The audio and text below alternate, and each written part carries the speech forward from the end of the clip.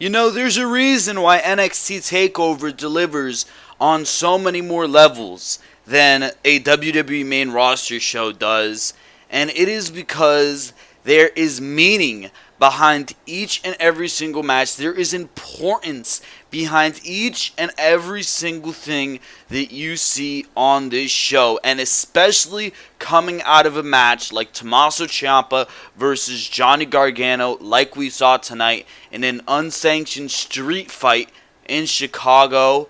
Holy shit, this show went from a very good takeover to absolutely off the walls, one of the best things that you can possibly see on WWE programming for the rest of the year. The matchup that we saw here tonight between Johnny Gargano and Tommaso Ciampa, and I know I was saying the same thing last time we came off of NXT TakeOver New Orleans, but in my personal opinion, this matchup absolutely blew away and took to another level what we saw in NXT TakeOver New Orleans, because it took that foundation and it took that meaning and it took that importance that was established at a show 1 year ago. And it's hard to believe that this has already been going on for 1 year, because it's passed on like a goddamn breeze, and it is a breeze that you want to be a part of. This storyline has been absolutely fantastic, and after what we saw here tonight in the middle of that ring, this is a storyline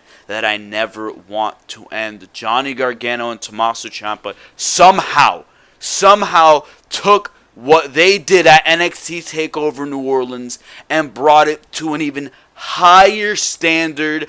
They brought it to an even more brutal ending, and they brought it to one of the best matches that you will see all year in WWE. I kept thinking, is Johnny Gargano going to have a perfect 5-star NXT TakeOver match record by the time everything is said and done at the end of the year? Because you look at it, NXT TakeOver Philadelphia against Andrade Cien Almas, 5-star classic. NXT TakeOver New Orleans against Tommaso Ciampa, 5-star classic. And here tonight, once again, 5-star classic. This guy does not stop. He's a 5-star machine. And holy shit, after NXT TakeOver's over each and every single time, you just want this show to continue and continue and continue. This is wrestling at its best, and whatever the hell we're going to see at Money in the Bank tomorrow will not even begin. It will not even begin to compete with whatever we saw here tonight in the opening match alone of this show. Very, very good stuff here tonight. Another fantastic takeover, but then again, that's like saying that you like candy. It's just that simple. These shows bring it each and every single time. This is that one thing in professional wrestling, at least, that you can always be sure of. You can always be sure that a takeover will not disappoint.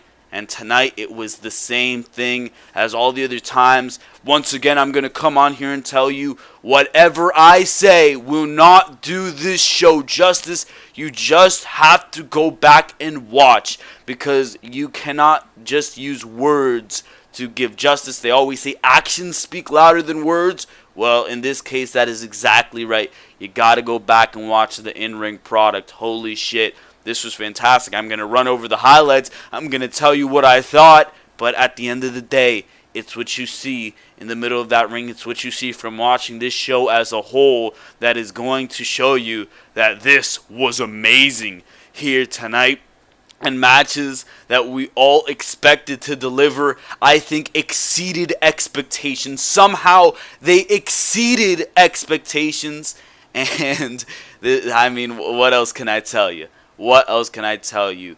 NXT TakeOver Chicago, 2 years in a row, second year that this show is putting on some of the best matches that you can see in all of professional wrestling, and that's coming off of New Japan's Dominion show just a couple weeks back, where Kenny Omega and Kazuchika Okada were once again putting on another fantastic affair, another quote-unquote scale-breaking, Dave Meltzer scale-breaking matchup.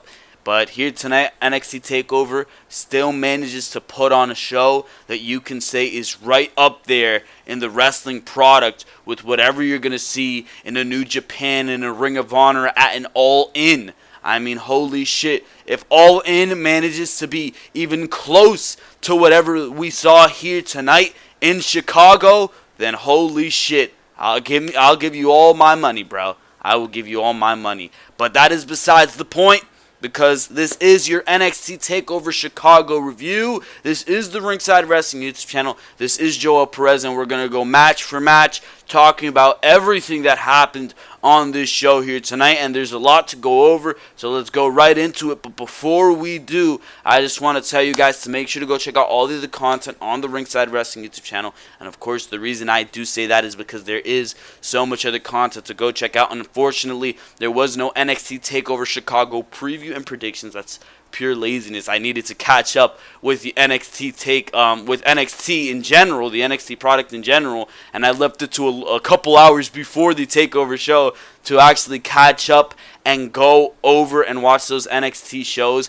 And that's just another thing that shows you how great NXT is, because I watched like 2 episodes of NXT in bulk together, back to back, and then on top of that, like an hour after that, I came in and watched this 2.5-hour takeover, and I still want to watch more of NXT. So that just goes to show you how great NXT is, that 4.5 hours of NXT, I'm watching it, and I still want to watch more NXT. Meanwhile, an hour into Monday Night Raw each and every single week, and I want to shut off the television right away. Either way, Monday Night Raw and Smackdown live reviews were on the channel this week, so make sure to go check those out. Some very, very good Raw and Smackdown reviews. Make sure not to miss it. That's weekly on the Ringside Wrestling YouTube channel. Of course, you're watching your NXT TakeOver Chicago review, but Money in the Bank is upon us tomorrow night, so you can make sure to go check out the Money in the Bank preview and predictions, which was uploaded this Thursday earlier in the week on the channel. So make sure to go check that one out. We're talking a lot of stuff on the Money in the Bank preview and predictions, a lot of fantasy booking on there, but of course, we don't just cover predictions when it comes to the preview and predictions. There's that preview word in there. That means we're going over everything for the build. We're talking about the quality of Raw and SmackDown, and we're also talking about what these matches, what impact these matches have going into the future, as well as if the pay-per-view matters or not. Of course, Money in the Bank being one of those pay-per-views that does matter. But of course, make sure to go check out the preview and predictions. A lot of discussions on there. Make sure to go check it out. And of course, make sure to await the upcoming content of the Ringside Wrestling YouTube channel, Behind the Mic, coming tomorrow. That is for sure a guarantee. That's, of course, where we cover all the biggest news in all of professional wrestling. So make sure to go check that out, as well as to await the Money in the Bank review and results. That, of course, is when that show goes off the air tomorrow night. And the best way to await all this content is to subscribe to the Ringside Wrestling YouTube channel. Make sure to click on that subscribe button, of course, and click on that notification bell so you can be up to date and in tune with everything on the Ringside Wrestling YouTube channel. Of course, it also puts a big smile on my face, so make sure to do that, because if you have not subscribed yet, I do not know what you are waiting for. Everything regarding the WWE, like NXT, which we're covering right now each and every single week on the Ringside Wrestling YouTube channel, Behind the Mic, Raw and SmackDown reviews, pay-per-view reviews, all of that good stuff each and every single week. So no better time to subscribe than now. Make sure to smash that subscribe button,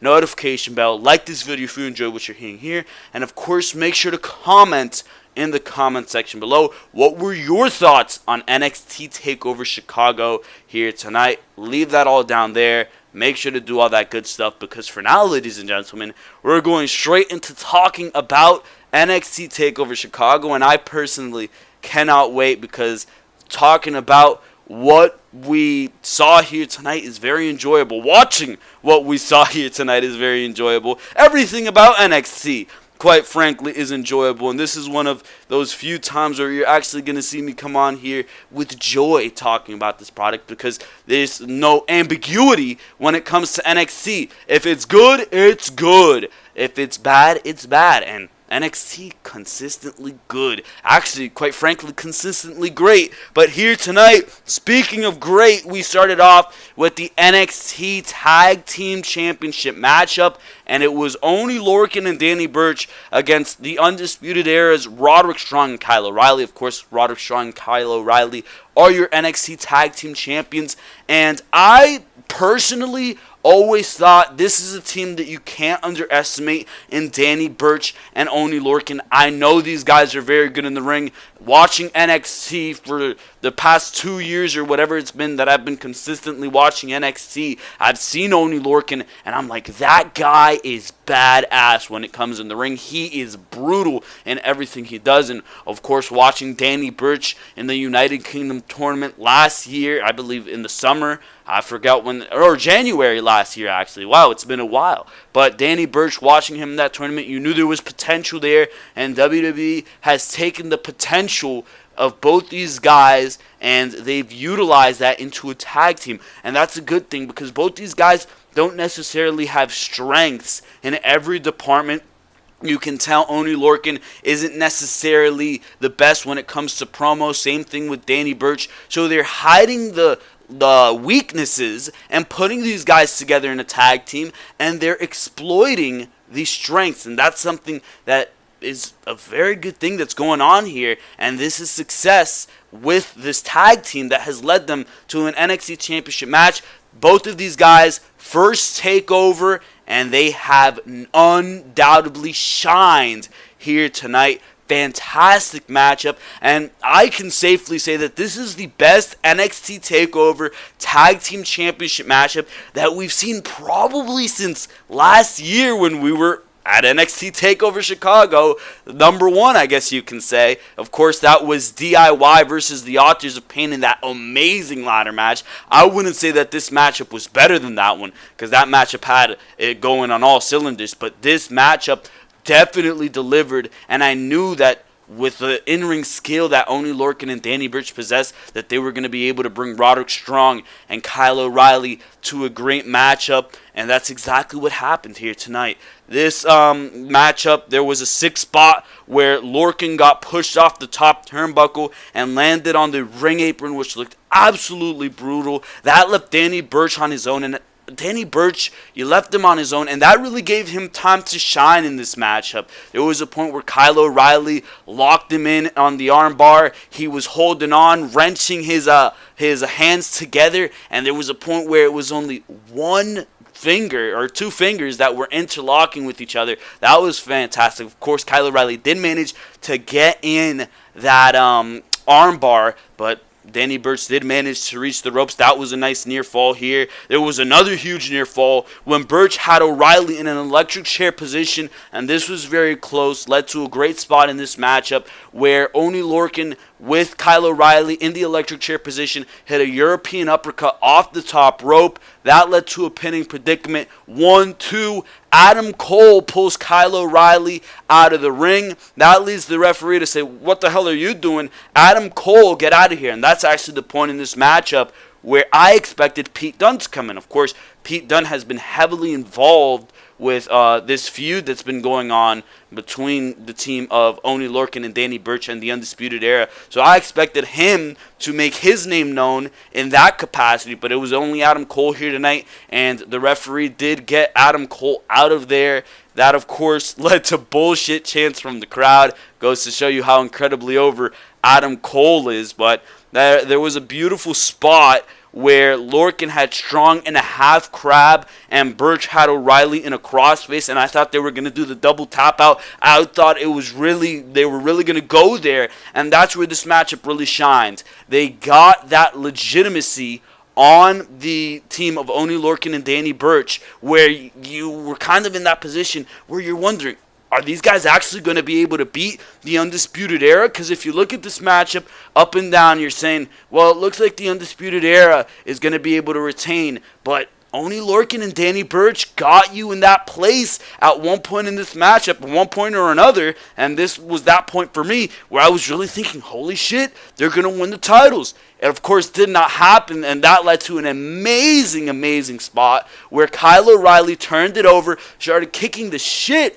out of Danny Burch right in the face. That left Oney Lorcan by himself. And this is really where the NXT TakeOver crowd and that environment, you're always going to get a great crowd when you come to a TakeOver. And it's probably one of the best crowds in wrestling in general, because the reaction that they got for each and every single one of the hits in this matchup was absolutely just amazing, and it elevated what you saw at the end of the matchup, and it really goes to show you the impact that a crowd can have on a matchup. That's exactly what we saw here tonight, because this led to the end of the matchup where it was, of course, Oney Lorcan in a 2-on-1 situation, and Strong and O'Reilly hit knee after kick after knee, and the pop got louder and louder every single time until they hit their finisher, which is, of course, that sick lariat kick combination.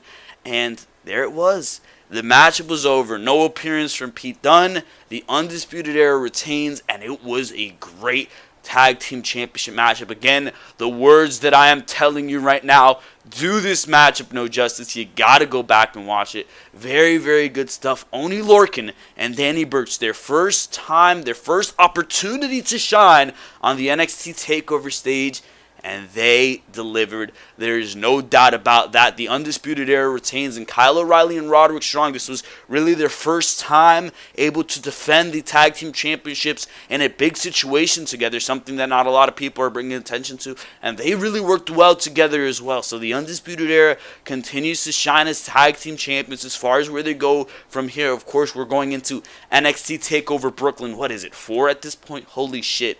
Either way, we're going into NXT TakeOver Brooklyn.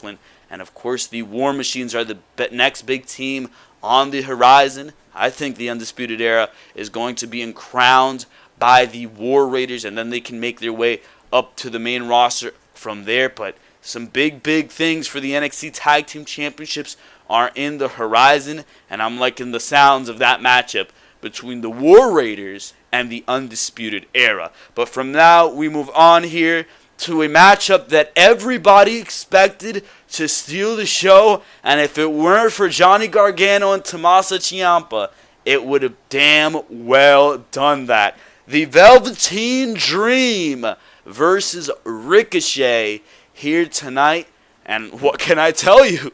What can I tell you? These guys put on a fantastic matchup. Is there any surprise there? These guys are the future, and they proved that in this matchup. The Dream came out here tonight giving his best Hulk Hogan impression. He was wearing those radiant orange and yellow colors on his tights here tonight. He also had a thing on, I don't know what the hell you call it, a rag on, I don't know, over his head. Don't ask me what you call that. But either way, the story in this matchup quickly became the Velveteen Dream trying to do some of the things that Ricochet does, but better, and that's genius. And this is what I was talking about at the beginning of the review when I came on here and told you that the NXT stories and the matches are elevated by the amazing storytelling and the amazing importance that they managed to keep in this matchup. And this rivalry was built off of that line that Velveteen Dream said to Ricochet: anything you can do, I can do better. And when it comes to the matchup, that's exactly what the Velveteen Dream, to the very end, is trying to do in this matchup, which is amazing, and it shows the attention to detail that is put into everything in NXT. At one point, the Dream even dove over the top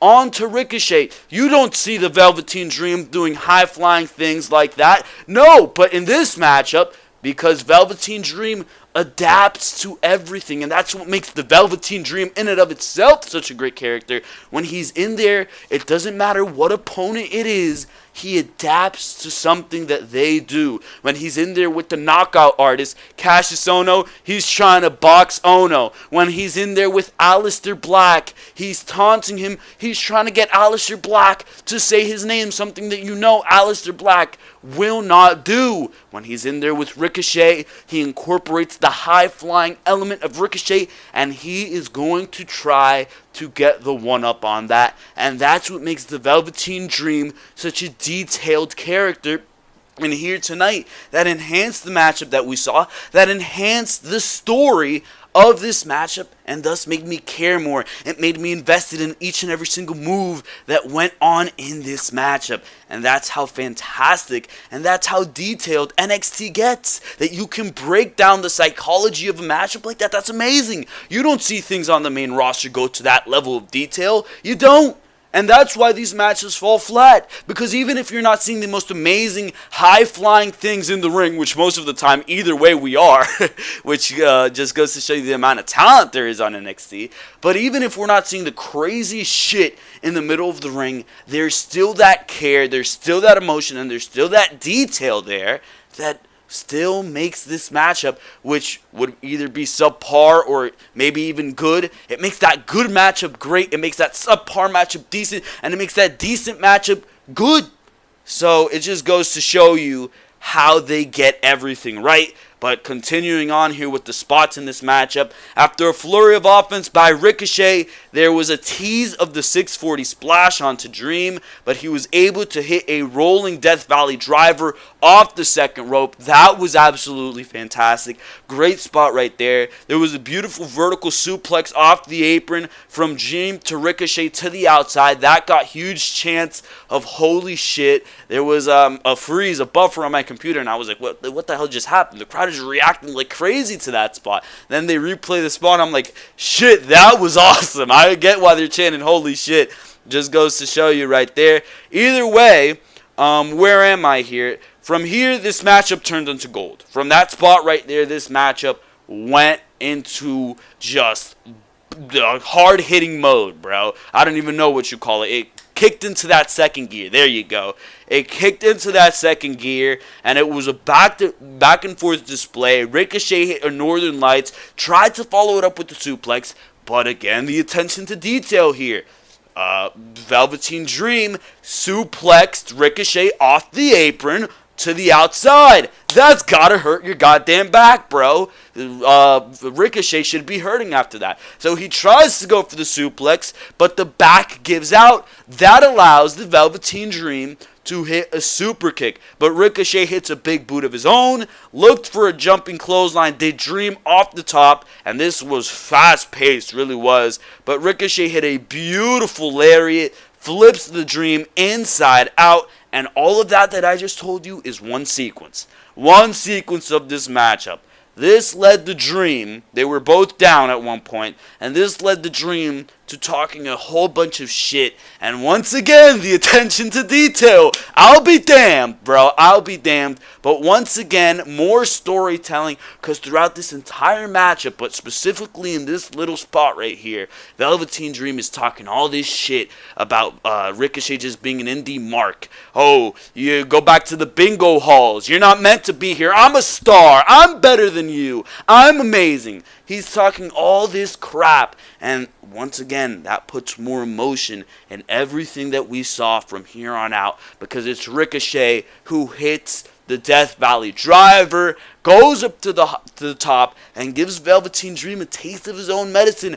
Purple Rainmaker off the top onto the Dream, but the Dream manages to kick out. Big near fall right there. That prompts Ricochet to go up to the top, and he teases hitting the 640, but Velveteen Dream rolls a little bit to the outside, or rolls a little bit outside of the lane of the 640. So that causes some hesitation in Ricochet, and that causes Ricochet to be like, wait, I can't hit it from here. So instead, he goes back up, and he hits a shooting star press onto the Velveteen Dream. But that little time that Ricochet hesitated allowed the Velveteen Dream to get his knees up. That was a near fall in and of itself. But here is where the attention to detail and the absolutely amazing storytelling came to a fold, because it was Velveteen Dream. Well, Ricochet just hit my Purple Rainmaker move.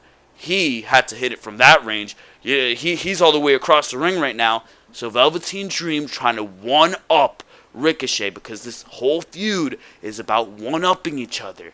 He tries to hit the Purple Rainmaker across the ring, and he does it. He hits the Purple Rainmaker across the ring, but it's Ricochet who rolls over onto the apron, and Velveteen Dream's elbow goes crashing onto the mat.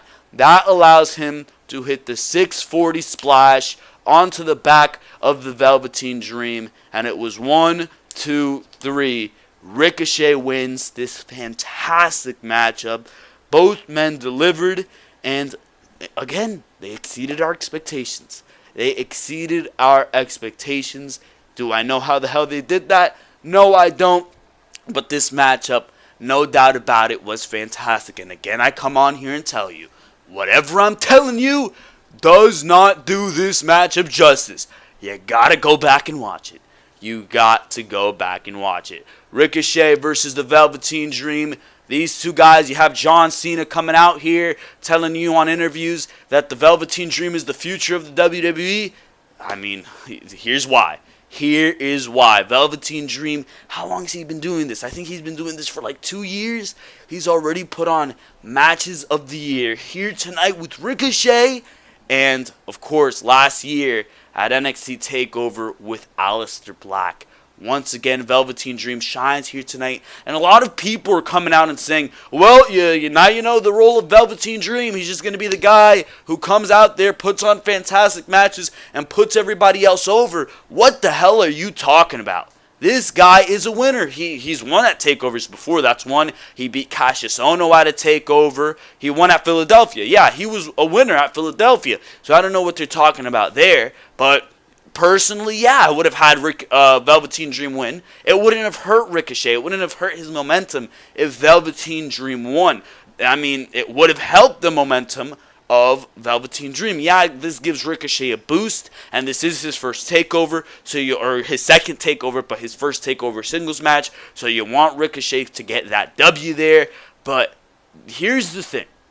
If Velveteen Dream won this matchup here tonight, you could have made the case for him going on to challenge Aleister Black for the NXT Championship. And quite frankly, a rematch versus the Velveteen Dream and Aleister Black is not something that I am against. If anything, I'm in favor of that. Please do that by all intentions possible. But, of course, that was not going to be the case. And now this kind of leaves the NXT Championship scene in a bit of imbalance, because who do you go with next to challenge Aleister Black? You can make the case for Ricochet, yeah, you can go there, but I still feel it's a little too soon. I still feel like Ricochet's got to get a couple more feuds in there, got to get a couple more matches out of his system, and then, yeah, you can make the case for him to do the NXT Championship match. And if you did proceed to do that at Brooklyn, Aleister Black versus Ricochet, okay, like,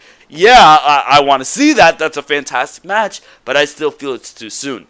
Velveteen Dream making his way into that situation, I think that's a fantastic scenario. One, because the feud between Black and Dream was fantastic, and it would be great to see that culminate and surface once again, but this time in the NXT Championship form, just to credit how great those two were in a feud. Yes, I would like to see that happen, but at the same time, you also have another layer to that the Velveteen Dream, you look at this guy and you say, the first time you look at him at least, yeah, that's not a guy that's going anywhere. If he even makes it to the main roster, this is the look you have at the Velveteen Dream. If he even makes it to the main roster, he's just going to be with Titus Catering within a week. That's the initial thought that you had with the Velveteen Dream when you looked at him for the first time. What a great story that would be. What a great realization that would be if Velveteen Dream, a guy who everybody at first look said he's not going anywhere, made it to the NXT Championship picture and perhaps maybe even won the NXT Championship. That would be a fantastic story, and quite frankly, that's something that I would like to see. That is something that I would love to see, as a matter of fact, and it makes a lot of sense. But here tonight, it was Ricochet who came out on top, and I have no problem with that. I find it absolutely fine, but it does kind of leave you in question as to where the Velveteen Dream goes from here. But as far as those people who are saying, oh, Velveteen Dream is just this jobber guy who jobs to all the big stars, looks good in the process, but jobs to all the big stars, he's in that Tyler Breeze position. No, Velveteen Dream is a winner. and he is going to continue to be that. He just needs to find his place. I think his place could have comfortably been the NXT Championship, but they did not decide to go that way. I no doubt have faith in NXT to still move the Velveteen Dream into a great position. On to something that was more disappointing on this show here tonight, and something that, I was really disappointed by if you look at it, because you look at this matchup, Nikki Cross versus Shayna Baszler, and the first thing you think of when you see Nikki Cross is this girl is crazy, and I think that can mesh well with the fighting style of Shayna Baszler. Nikki Cross is a fighter, Shayna Baszler is a fighter. I'm expecting this matchup to be all-out chaos. Unfortunately, it didn't really go that way. And this matchup kind of under-delivered from what I was expecting. Now, this was a matchup that you saw being a buffer in this show, because look at all the great matches you have on the show. Ricochet versus Velveteen Dream. You have your NXT Championship matchup. And then, of course, you have Tommaso Ciampa versus Johnny Gargano. So you're thinking here and you're saying, shit, where do you put this matchup? Because you look at this card up and down, and you know this is going to be the weak link.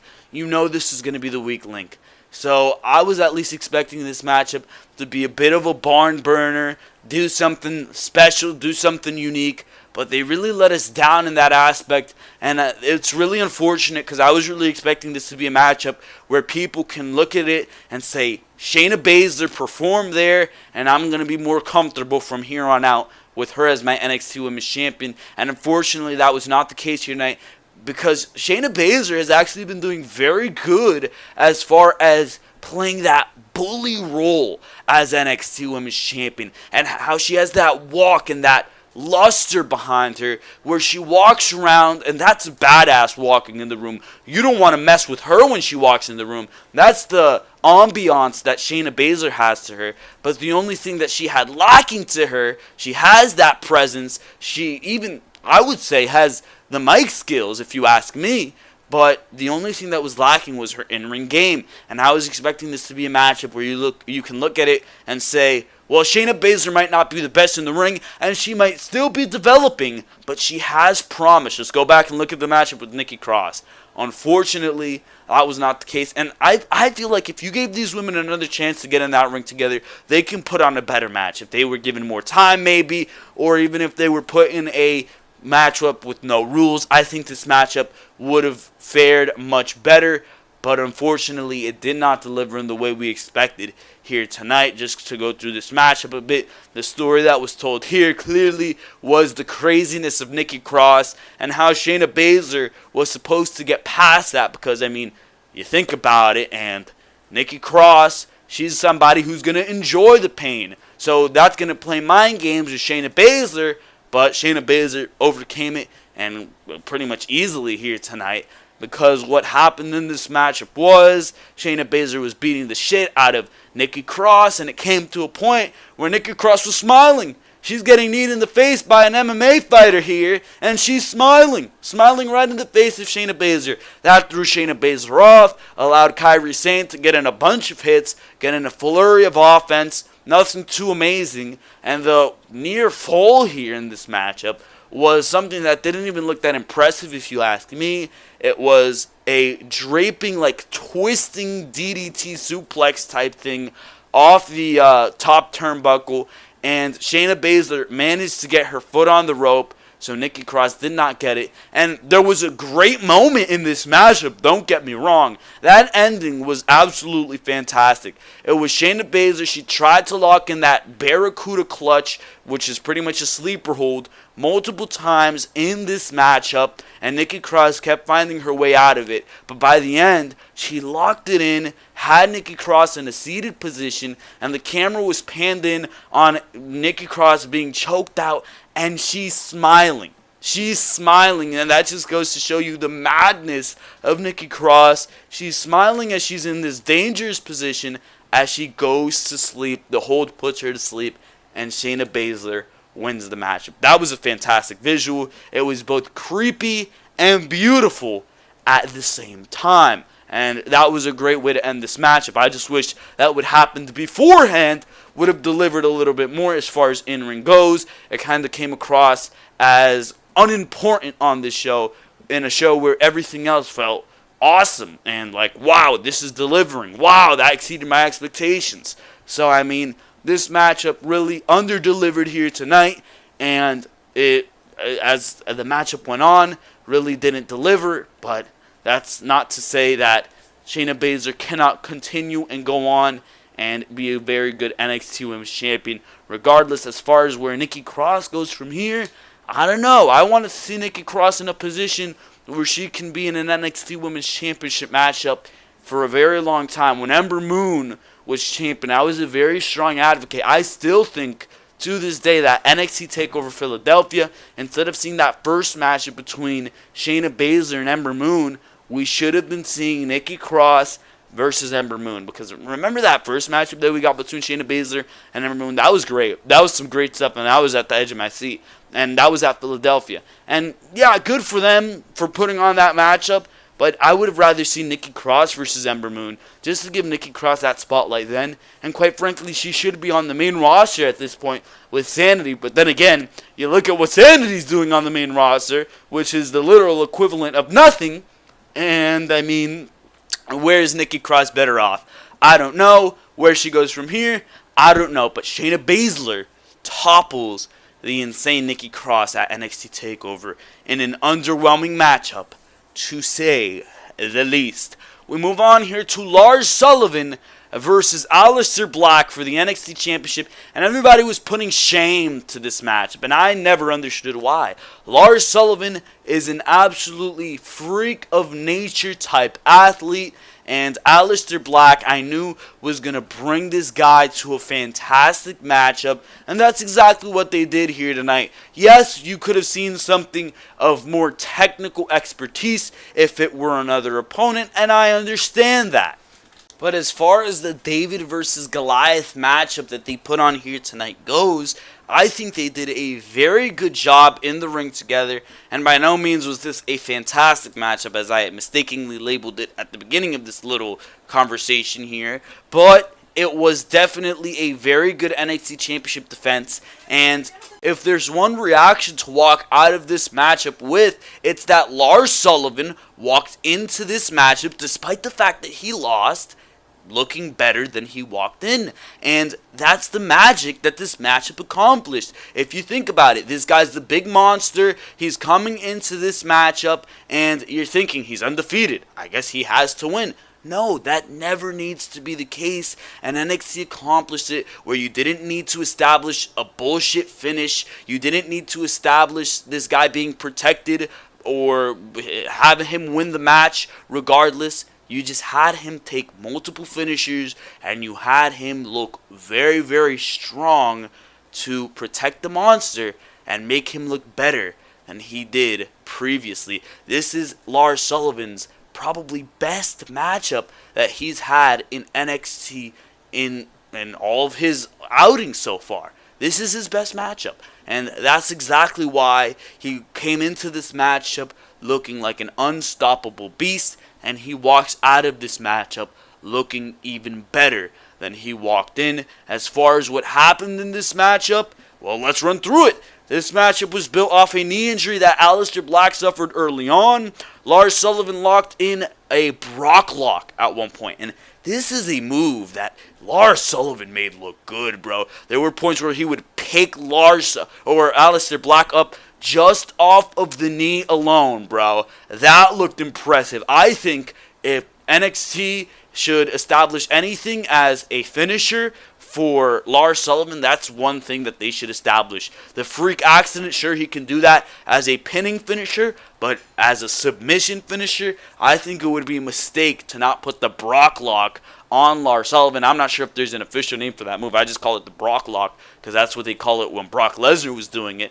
But either way, bro, they should have that as a submission maneuver for Lars Sullivan. That looked good here tonight. I believe there was like a What Culture video or whatever saying that should be a move put onto like Braun Strowman. No, give it to Lars Sullivan. I mean, I just went on a whole rant, I think on my Monday Night Raw review or something about how superstars should have multiple finishers and multiple submissions. So when they do hit these finishes, it's unpredictable whether or not they're going to win. And that's especially something that held true here tonight. The fact that Lars Sullivan never hit a freak accident in this matchup made me not fall for the fact that he was going to win. If he would have hit a freak accident in this matchup, I would have said, holy shit, he's going to win the NXT Championship, and then Aleister Black kicks out. Why not establish some other moves in Lars Sullivan's repertoire that can have that same impact where I'm saying, holy shit, he's going to win?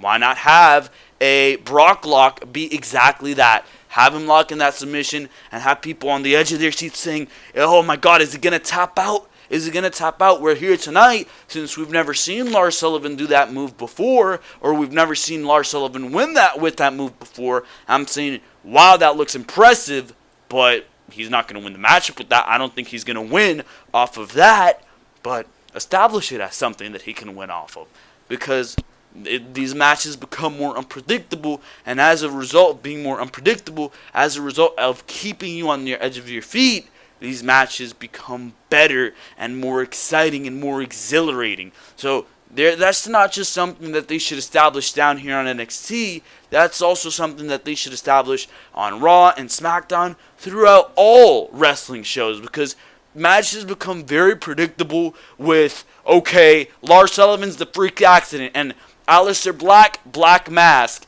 and Adam Cole super kick, and this guy, that one. Like, I could just name all their moves. Like, holy shit, that's his finisher, that's his finisher, that's his finisher. Unless he hits that, he ain't winning. I mean, why is that the case?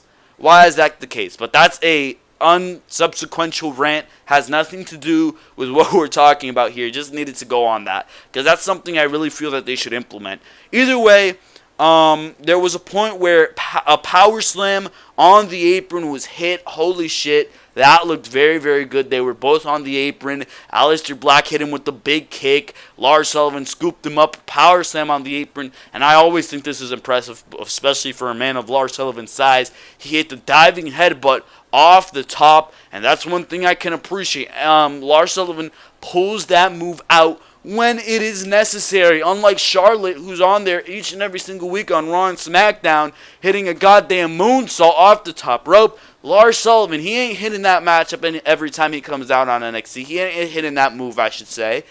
He only hits that when it is necessary, when he's in a big match situation. Here tonight, NXT Championship match. If that ain't a big situation to you, then I don't know what's a big match situation. He hits that diving headbutt near full in this matchup. I like how he pulls that out when necessary. Very, very good stuff right there for Lars Sullivan. Either way, Black hit the Black Mask at one point, but he didn't get all of it, and I think this was a botch. I'm not very sure. A lot of people were referring to a botch. I think this was that botch that they were referring to.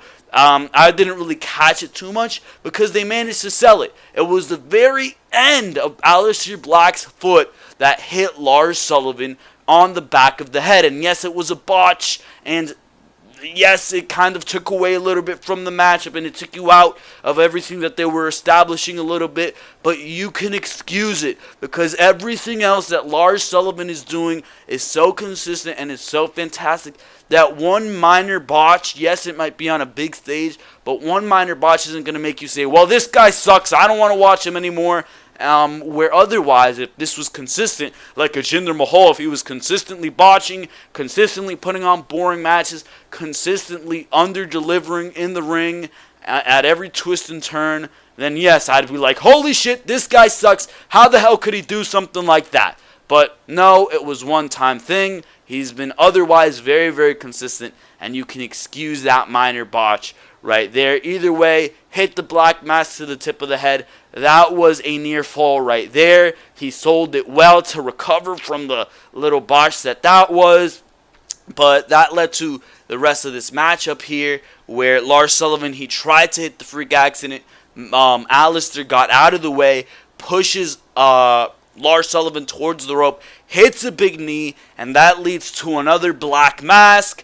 And it gets Sullivan down, but he's still crawling up to his knees, another black mask, three black masks, and this is where Sullivan was protected. And it's 1, 2, 3. It took 3 black masks. He even kicked out of one.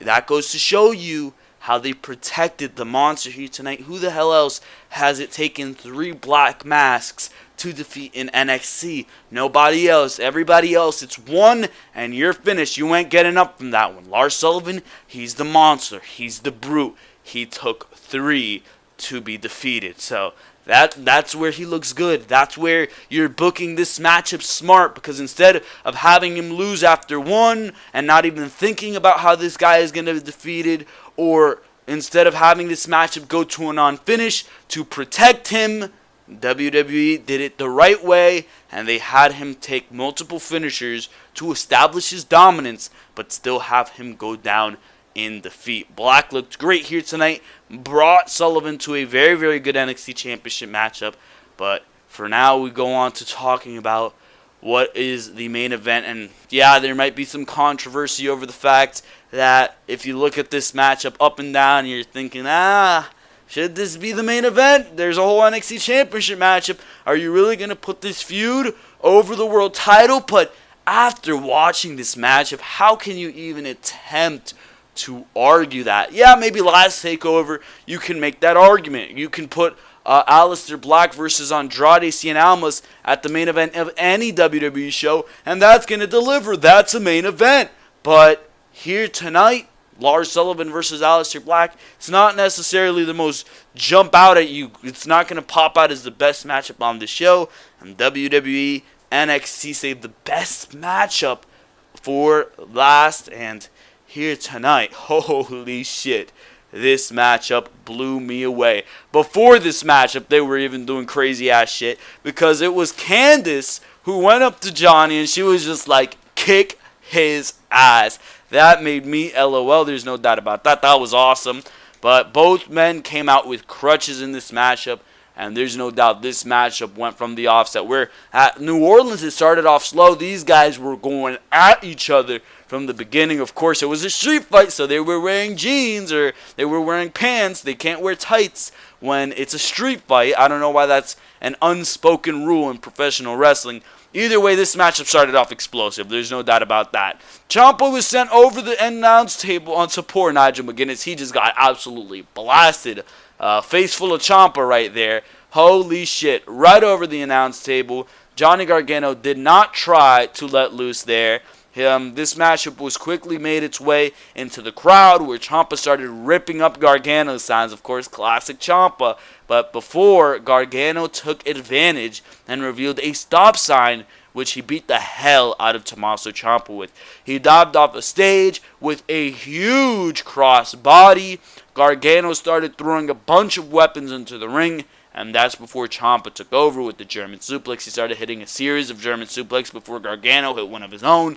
They were back and forth. Ciampa put a chair. And this is where this matchup took a turn for the worse. This was like the first brutal spot in this matchup. Ciampa took a chair and put it around the neck of Johnny Gargano and sent him into the steel step, which shifted the tide of the matchup. There's no doubt about that. And I mean, just to tell you, bro, that spot right there where Johnny Gargano did the Kevin Owens spot with Chris Jericho, where he went straight into the steel steps with the chair around his neck, just to tell you, that was the beginning. That was the beginning of this matchup. Holy shit, yep. And that just goes to show you how whatever I tell you here, it does no justice. It does no justice, but we're going to go over it anyways. Either way, Ciampa, he took handcuffs in this matchup and tried to handcuff Gargano, but Gargano managed to avoid it. He started whipping Ciampa with a belt to "You Deserve It" chants. Fantastic crowd. There's no doubt about that. Gargano gave Ciampa a super kick with a trash can on his head. There was a super near fall when Tommaso raked the eyes of Gargano, hit a power bomb onto the double knees, and proceeded to hit a knee with the trash can lid on his knee, of course, and Gargano manages to kick out. Holy shit, bro. I was shocked. Either way, there was a riveting near fall when Ciampa hit a white noise on the steel steps, but Gargano still kicks out. We then saw something you don't even see in any match. I don't think I've ever seen this in any match ever. Any match ever. Ciampa exposes the wooden plank area of the ring. He takes bolt cutters. He starts ripping up like the apron, it looks like. But then he takes off that black covering that NXT rings have. Starts ripping up the like bouncy part under. And he exposes the hard wooden plank area of that ring. And he has plans to put Gargano through it. He tries to do a white noise off the top. Gargano tries to do a sunset flip powerbomb onto it, send Ciampa into it, but ultimately he just hits a super kick, and Ciampa manages to safely lay down on the mat off of fatigue, of course. So that is saved for later. But later in the matchup, Ciampa tries to knee Gargano's head into the steps, but instead he goes knee first, which of course hurts the injured knee that took him out for 9 months. And again, this goes to show you how they go back to every facet of the storyline here. They left no stone unturned in this matchup. The only thing I think they left unturned in this matchup was the fact that Candice LeRae, but even that they were addressed before the matchup, and she was a big part of the feud building up to this and the matchup at NXT Takeover New Orleans regardless. But here tonight, Ciampa, he hits his knee. That leads Gargano to go vicious on Tommaso Ciampa's knee. He fucking takes a chair, and it's chair to the knee. Ciampa sends him into a previously set up trash can by Gargano, and he manages to lock in the Gargano escape. Gargano does not tap out. He starts smashing Johnny's head, does Ciampa, with forearms. This looks absolutely brutal. Nigel McGuinness, Mauro Ranallo. Let's talk about that. That's something I forgot. Mauro Ranallo was not here tonight. I was so sad. That was covered by Dick Joseph, 205 Live. He's a good commentator. No Mauro Ranallo, but he's a good commentator. But Nigel McGuinness, he took over the load here tonight. And bam, he really told the story here tonight. Wow, great job by Nigel McGuinness, especially after taking that bump from Ciampa, of course. But Nigel McGuinness did a great job here tonight. He was just like, oh my God, stop. He was just emphasizing how brutal this is. And that's exactly what it was. Brutal stuff. Either way, continuing on here, Ciampa took the crutch. He hit Gargano in the back of the head with it. Brutal shot. And it was a 1-2 kick out from Ciampa. And this leads to the best part of the matchup. There's no doubt about it, because it was 1 year ago. It was 1 year ago where Tommaso Ciampa, of course, turned on Johnny Gargano. And he takes a lifeless Gargano, walks him up the ramp. He says, don't you remember this sight, Gargano? Sends him into the LED set that they have, of course, just like he did last year. And he gets ready to put Gargano off the container through the table. Here tonight, he gets ready for the same spot. But before, nasty. And I felt the vitriol and the nastiness of this moment right here. Takes the wedding ring off of Gargano's finger, spits on it, and throws it wherever the hell it landed. I have no idea. Throws it into oblivion, and it's Gargano out of nowhere. I was like, oh no! And it's Gargano who sends white noise Ciampa through the table. This leads to a moment in this matchup where all the refs come out, and it's Gargano sitting just like Ciampa did last year, where he's sitting on the container just looking at Ciampa being walked away. And I'm like, holy shit, are they going to have this be like Gargano? He realizes that he's now become the monster. I was like, oh, that would be amazing. But there's no way you're going to get the crowd to turn on Johnny Gargano, so why would they do that? But either way, it did not end up being that. Gargano looked at his finger. He's like, holy shit, this guy took my ring. This guy's an asshole. So he goes after Ciampa. He takes him back into the ring, and this is brutal. Takes the handcuffs from earlier in the matchup. Handcuffs Ciampa together. Super kick. Ciampa's defenseless. He locks in the Gargano escape, and Ciampa's tapping out, but the referee's not in the ring. The referee is not in the ring, but Ciampa's tapping out. So what happens here? A bunch of people come. They try to pull Gargano away from the scene. Gargano, you gotta stop. It's over. It's over. And as Gargano tries to get back in the ring, he escapes from all the people, all the security that's trying to get rid of him. And it's Ciampa who grabs Gargano, DDT on the exposed area that was not used before in this matchup. It comes full circle. DDT on the exposed wooden plank area of the ring. And it's 1, 2, 3. The referee finally makes his way back into the ring. 1, 2, 3. Gargano is defeated by Tommaso Ciampa, who at this point can't even stand up. He is lifeless. Ciampa defeats Gargano. Wow, this was amazing. And just reading this back, just recording the things that happened in this match back to all of you. Wow, this was absolutely amazing. What a fantastic match. And don't even ask me where this is going to go next. I have no idea, and I don't care. If you want to put these guys back in a rematch, please, I beg you. I beg you, because every single time that these guys step in the ring, you're going to see a fantastic matchup. And I think this matchup took what they did in New Orleans and just blew it away, bro. It blew it away. This was fantastic. Champa versus Gargano at NXT Takeover Chicago. Another 5-star classic. Another matchup that just left me absolutely speechless and saying, that was awesome. And that's exactly what this show was here tonight. NXT TakeOver Chicago was awesome. Amazing finish. I never saw it coming, and it absolutely left me floored. Everything we saw in this matchup was brutal. It was fast, and it was just it was just speechless. Speechless. That's all I have to say to you guys for now. That is your NXT TakeOver Chicago review.